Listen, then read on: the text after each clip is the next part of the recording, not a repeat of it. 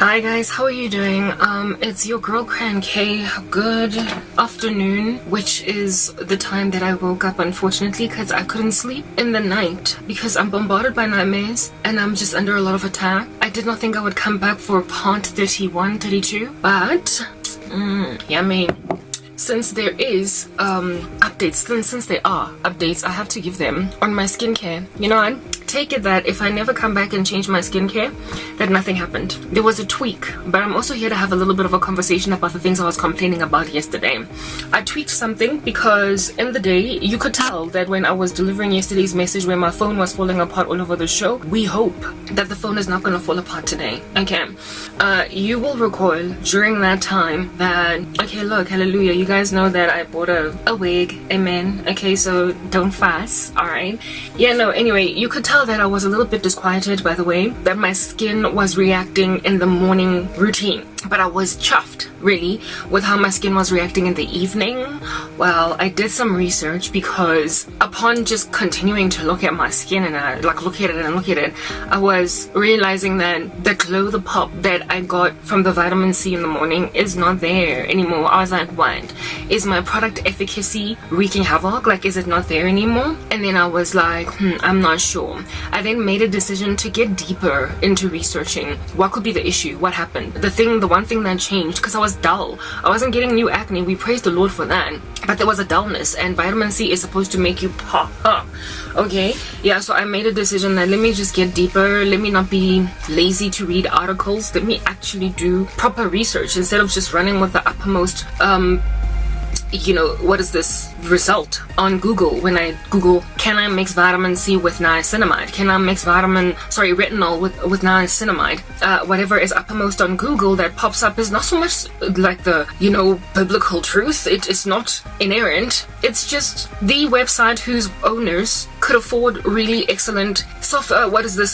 SEO. Let's just use the word SEO, search engine optimization experts. So I was like, am I really gonna listen to the guy who could afford the best SEO specialist, or am I gonna listen to the guy that actually went to school, did research, and you know, maybe even owns a massive pharmaceutical company and has, you know, a bit of a track record and rave reviews, ratings, people just rocking up and being like, wow, this is excellent.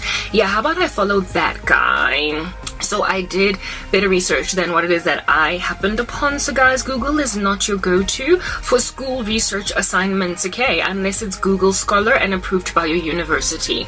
Don't just run with the uppermost thing, because people who can afford SEO experts put themselves up there, and sometimes there is a perception that they're the right ones because they're the ones that are popping up as the most relevant answer. Okay, very well. Now that we have put that out there, here it is that I'm using a reusable straw and I'm putting lipstick on it. My oh my, what shall we do with so an irresponsible activity as that? Drink some more. That's what's good. I changed my skincare again. Y'all gonna be like, Arabo, you're gonna come back next time looking like char or like sandpaper, girl. You're gonna come back looking like anything other than what's ordinary and normal, because you keep changing up your skincare. The things that I'm changing, you guys, I can totally afford to change them, so relax, okay? I'm very careful, but I can't just continue with something because, ooh, I bought a cream. So herein lies my life, right? Life sucks. Everybody knows that. Do you know that? If you don't, congratulations for coming into my channel. I'm about to tell you a story about a person whose life totally sucks. Yeah, it's my story. So because my life sucks, I can't afford to, you know, throw stuff away. Bet you ladies are like, Karabo, my life's better than yours. You're right. Because you can go and purchase a product from the store, and when it doesn't work, if it doesn't have like a 14-day money-back guarantee or a 30-day money-back guarantee, or finish the tub and we will still give you a money-back guarantee if it has not faded your wrinkle. If you don't have any such warranties and guarantees on your product, you can afford to be like, I hate that I spent $250 on this, but like there's the bill, shoot the hoop with it. I guess we'll go back to the store, peruse the aisles within the billion-dollar industry's worth of products, and choose the one little needle in a haystack that's perfect just for me. That is why you guys, if at all you can afford skincare, it is ideal, okay, you guys? Instead of just listening to a guy or a girl on the tube machine, it's ideal to just visit a dermatologist. Like, do that. People who went to school, who will do patch tests on you, who will take your blood, gauge your hormones, and do all different kinds of like thingy-ma-bobbies to figure out what's going on with you. So I am only giving this advice to human individuals that are in my shoes, cannot afford dermatologists, do not have dermatological services because they are considered cosmetic in like government provided services or whatever. Yeah, I'm here to help those guys, people who, you know, gotta handle or deal with the fact that they've got amachubaba because they tried a new product and now they have to try and fight the chubabas, you know what I mean? I'm talking to those guys. But if you've got like bank and you can afford to break a little bit of it, see a dermatologist, because with a dermatologist you ain't never gonna have to keep on changing it up, having issues. That is if your dermatologist is actually good. Little bit of a backstory concerning dermatologists. I've had my fair share of horror stories concerning them. There was this one dermatologist I went to once upon a time when I was like, what, 24 or 25. Like, I told you guys that I every time I would get off the contraceptive pill, I would break out into like acne. I was like, what's going on, right? At the time I was dating my ex-boyfriend, and I was like, you know what, we want a permanent solution out here in these streets. And I went to a dermatologist. I'd like, you know, I just went to the medical center that I usually went to for general practitioner things. Like if I had a little bit of a cough or something, I went there and I queued. I just queued. Like I rocked up one day without an appointment and I queued. I was like, I see you've got like dermatologists here. Is there one available today? Yes. And here it is that this Okie was available. And I was like, oh, it's really great that I don't have to sit apart on appointments. You know, these appointment wanting people, I don't know who they think they are. They think they're MC Hammer, too legit to quit. Well, I found one on the same day, okay? This dude was able to see me same day. The day that I rocked up, walked in, literally, almost like he's like a member of the casualty staff at a hospital that has to deal with a person with a gunshot wound in their shoulder, like straight away, came me hooking up appointments for that. Did that, you guys, did that. So a dermatologist, same day stunts, y'all. Listen to my story. It was this bright-eyed and bushy-tailed young Indian man that, you know, obviously had just come out of his residency at a hospital and now they gave him a slot in like a medical center. I was like, Indian people are always so clever, they're so smart. They always used to slay me in high school in science and biology, so this dude is the one. So I rocked up, having previously excellent experiences with all things Indian, and then this was like my first ever experience with all things Indian that didn't quite work out. So I realized that, you know what, going on right ahead to just blanket apply excellence to everybody with a particular skin tone is wrong. That's actually where white supremacist ideals came from. So next time, just like, you know, research individuals and give them credit where it's due, not based on skin color. Yeah, there's a thing in South Africa about Indian doctors. If they're Indian, everybody thinks they're really great, and for the better part they really are, except for this guy. So here at last, the Indian doctor rocking up, knocking on the door there, and he's like all available, no tumbleweed at all, rolling around in his office because he's always busy. Why? Because he's always available. So I was like, like this guy. He's hardworking, probably doesn't even get a wink of sleep. Dude opens door for me. And I'm like, hi doctor, what's going on in life, you know? Everything sucks. At the time I used to smoke the cigarettes because, you know, sister comes from a life of rebellion. So because I was a cigarette smoker, I had started to notice that my lips were starting to become a little bit black, and I was like, no, I'm not content with that. I want my lips to be a regular color because my lips were like my signature.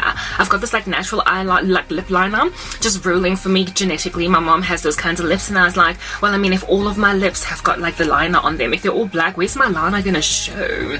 Okay, so my cell phone has issues. You guys know that I've got problems, but we're gonna tell that story in a minute. But let's first finish telling this particular story. And so I walk up to the dude and I'm like, derm guy, thank you so much for seeing me. Literally same day I walked in and never set apart an appointment. Glad to meet you. Your availability says a lot about the fact that you're hardworking. So look, I've got like multiple issues. First and foremost, I would really love to be not dependent on this pill thing for my clear skin. That's number one, because like frankly acne doesn't suit me. Secondly, look at my lips. I don't like them. They used to be lighter in complexion, but like I started smoking and stuff, and frankly I don't think I'm gonna quit any day now, but I want you to make them lighter.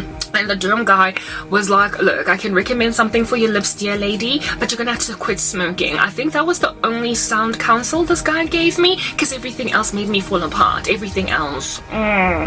So this dermatologist dude, he prescribed to me for my lip situation this cute little adorable baby bum ointment called Bepanthen, and I still swear by it to this day, but it's too expensive to purchase it because I'm broke and too illegitimate to not quit, right? So that's my life right now. So I would still recommend to anybody at all that has got darkened lips because of having historically smoked marijuana or cigarettes or whatever. Bepanthen baby bum cream really does go a long way, and it's exorbitantly moisturizing, so you want to keep it in a little botlekili. You don't want people knowing that you be putting like baby bum cream on your lips or whatever. It's so nourishing. It's beautiful. Only product that this Oki recommended to me. Then we went on to like the provision for my skincare.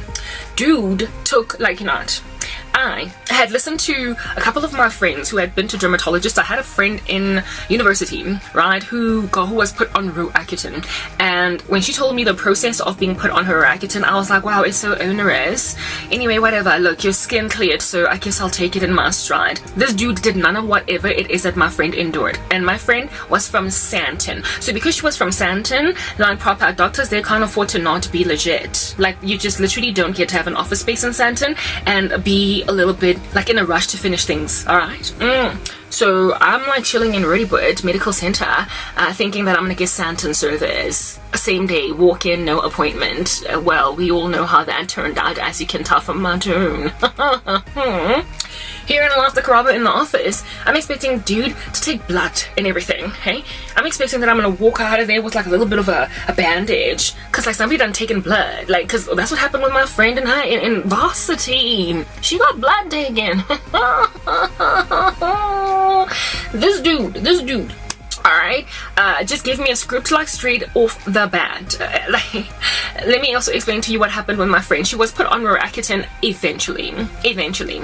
She was put on Roaccutane eventually after everything else failed. Like, you know, literally everything else failed. They had put her initially on antibiotics. They didn't really do a job. They had topical and also ingested. They had put her like on like a very, like she just went through a rigorous situation, and her acne was not quite fleeing, and only when she went on Roaccutane did finally things work out for her. So her dermatologist really put in the time to make sure that this girl does not just get put on this hard knock drug that has got a reputation for causing some people to commit suicide because it's got side effects that are depressive in nature. Not only that, like, you know, you be getting all dry and like, like, you know, there are birth deformities. There are things that can happen to you when you're on Roaccutane that you have to be super careful when you're on it. So really, it is literally almost always a last resort by a dermatologist. So this friend of mine, antibiotics did not work, or they did work, and when she got off them, her skin broke out again.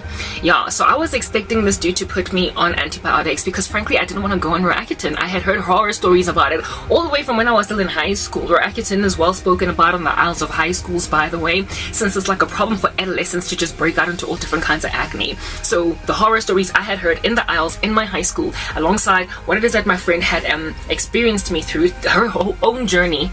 I saw the girl looking like, you know, those black cartoons with them pink lips, but the skin is really, she looked like those black cartoons of back in the day that have been banned now because they're racist. Her lips were so pink, they would like lost all pigment.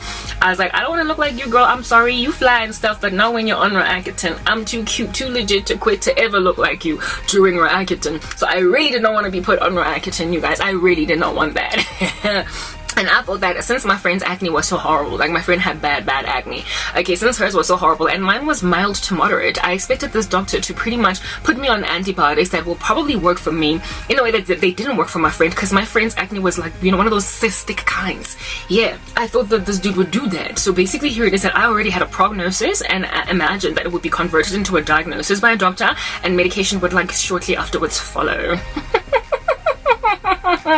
Yeah, that's what you get for a walk-in dermatologist that doesn't have a waiting queue, an appointment that you make in advance. That's what you get for a quick win. Yeah, let's just today, you know, whap. Yeah, anyway, this dude, despite the research and my horror story experiences from high school Accutane takers, this Oki, literally straight off the bat, without even asking any questions, was like, I'm going to put you. He looked at my face, first of all, barely any acne on there. After all, I was on the pill. It was regulating my hormones, so I was not like violently broken up. Just had like 1 or 2 pimples. And he was like, I'm gonna put you, I think it was like 30 milligram. He was, I'm going to put you on 30 milligrams of Accutane. You're going to have to take, I think he said 2 pills a day, 1 in the morning, 1 in the evenings. And you're good to go, girl. You're good to go. Your skin gonna clear. So this dude went to med school to study dermatology as a specialist area, just to counsel or just to prescribe to everyone that has got an acne issue the same medication. Like to him, it was like, it's the thing that works and people are not going to come back. And like, that's like, this is the only success thing that's going to, I was surprised. I mean, I'm a smart woman, you know, smart then, still smart now. Ain't nothing ever changed. There was never ever any variance in that particular genetic particularity. So I was frazzled. I was a little bit puzzled. I was creasing my forehead on some. Did this guy just like prescribe Accutane to me like off the bat? No blood. Like I'm expecting to go to the laboratory side of this like medical center where they're gonna like put a little bit of a needle in me. Are they not gonna do that? Is that what we're doing over here? I'm not really sure if I want this. Like anyway, whatever. But like he's a doctor. He's been to med school. He knows everything. And on top of that, he's Indian, so he's gotta be really good. You guys, this guy recommended to me Accutane. Something I didn't think I would have to be put on, but I trusted him because doctor knows best type establishment thing. Went to the farm without like bloods. He told me that you're gonna have to come back after like a month or something, 6 weeks, to see your progress, and then only will take bloods and what have you. I was like, okay. So I went to the pharmaceutical right inside the medical center. Right, they had a chemist there, and I just like swiped this stuff. Did it come off my medical aid? I can't remember. No, I think I bought cash. Whatever, no, it was medical aid. It doesn't matter what it was. Bottom line is I got the Accutane. Okay, I got the generic. It was Oratane. Yes, very well. I was excited for my skin to start clearing. I remembered how my friend looked weird, so I had planned to not look like my friend. I was gonna rock lipsticks and stuff, so my lips don't look depigmented and weird. So people don't know that I'm on this stuff. And I was gonna super moisturize. My friend let herself peel, and like she looked weird. Like she was literally like peeling. She was shaving and she wasn't moisturizing herself properly. I was like, girl, this is university campus, like you can't roll like that. Anyway, whatever. I was like, I'm not gonna look like my girl. And at this stage I was already employed, so yeah, I was also like having to face like stakeholders in the business that I was working in. Who wants to look at a dry woman that's peeling with like lips that have no pigment? Like what's that? So I had plans, cosmetic plans, to make sure I don't look gangster. Plus I had a boyfriend that I still needed to look cute for, The first, let's say I got the prescription on the Thursday. I took it, right? And guys, within like 24 hours, I was so sick. I was bilious, like bilious. That weekend, I remember we went partying or something, my ex and I, right? And I was so sick in the club, you guys. I was so sick in the club, like as in I want to vomit. I couldn't even understand why I was there. I had like this headache, and on top of that, like I was drinking alcohol, so I think it exacerbated the issue type thing. And I was just feeling so listless. And I didn't know what was wrong with me, but I thought maybe this is just the initial stages of this medication and it'll just fade, right? Continue to take it now. It's work. It's Monday. I used to work as a trainer, a facilitator, 1 + 1 = 2, but in corporate, in the banking sector. Yes, and I had to travel every so often for my work. Like I didn't just work in Johannesburg, and for my travels, I had to, this particular time, I had to drive all the way to Muldersdrift. No, not Muldersdrift. That's not Muldersdrift. What is this? Mpumalanga, somewhere. Okay, not Muldersdrift. What is it? Some joint Witbank there far away. Yeah, I had to drive really far away. The drive was about 3 to 3.5 hours long. Guys, the entire drive, I was so sick. I had to stop at those petrol stations that are there for stopping, these quick shop, just to basically try to vomit, but nothing was coming out. And I was literally, I was sick behind the wheel and I couldn't skip work. It was one of those jobs that you can't find a replacement like that. And if you don't go, people don't get trained, and your training center gets the heat. And my boss was gonna give me grief. I was new. I was trying to prove myself, so I could not just not pitch. You know what I mean? And it's one of those, because we had to travel all the way Marisba, some faraway place. I keep forgetting the name. Because it was so far away, people had to book in advance one particular date over a very long amount of time. and once there were enough delegates, then only did the trainer go to that site. So literally, if you did not go, it would mess up with so many schedules. It was one of those. It wasn't like in Johannesburg where if the trainer is not here today, it's fine, you can come back next week because this is Johannesburg. Everybody's in the Johannesburg central area. Yo, guys, I had to go to work. I had to drive that whole distance. I was booked into a hotel that was eerie, creepy. It looked like there could be a ghost popping out of Old Topo. I couldn't stand it, so that was an issue on its own. The town was scant. It looked like a food desert. I had to travel like so far just to get food, but thankfully, they did delivery from far away other places. It was just an eerie town. Like there could have been like a whole tumbleweed rolling through it because nobody lives there, like a ghost town. But I was there anyway because I had to train some people. During training, I was so sick. Finally, I vomited. Like literally, finally, I vomited. Because you know when you have nausea and when you go to the toilet and nothing comes out. I had that issue for the first few days. This time around when I was on training, I was vomiting all day. I had to look like I was healthy in front of the delegates, the people I was training. Like, imagine a pregnant woman with morning sickness going to the office and they had to keep a smile while they're nauseous, while they're delivering a meeting, and then run to the bathroom to vomit. That was me. That was me all day during training. I had this ridiculous headache. Nothing was working on it, and I was sick the entire time. The training was 2 days. Both days I was just out of my mind with sickness, and I'm glad it was 2 days and not longer because some of them used to be all week long. So by the time I went back home, I went home soon enough, but it was after that training that I made a decision. I'm stopping. Like I can't just be taking leave. I'm too new and I'm trying to prove myself. I'm the youngest trainer here, so already I've got ageism coming up against me. So I cannot be, of course she has babalas type commentary in the office. So I stopped taking that Orakitin, and guys, within 24 hours I was right as rain. I was killing it. I was jumping up and down, hopping like a kangaroo on the spot, training delegates in the Hatfield Pretoria office, and I was cool. I was like, he almost killed me. I was gonna carry on with the 6-week treatment feeling like this until I made like an executive decision. Since this was my body, alright, I made an executive decision to stop the Orakitin, and it just like stopped. The sickness stopped. I never went back to that dermatologist. I never set up an appointment for a recheck or whatever, and I had like this hate relationship with Roaccutane from that day. Let's move to the next part so we can continue to finish this story. Okay.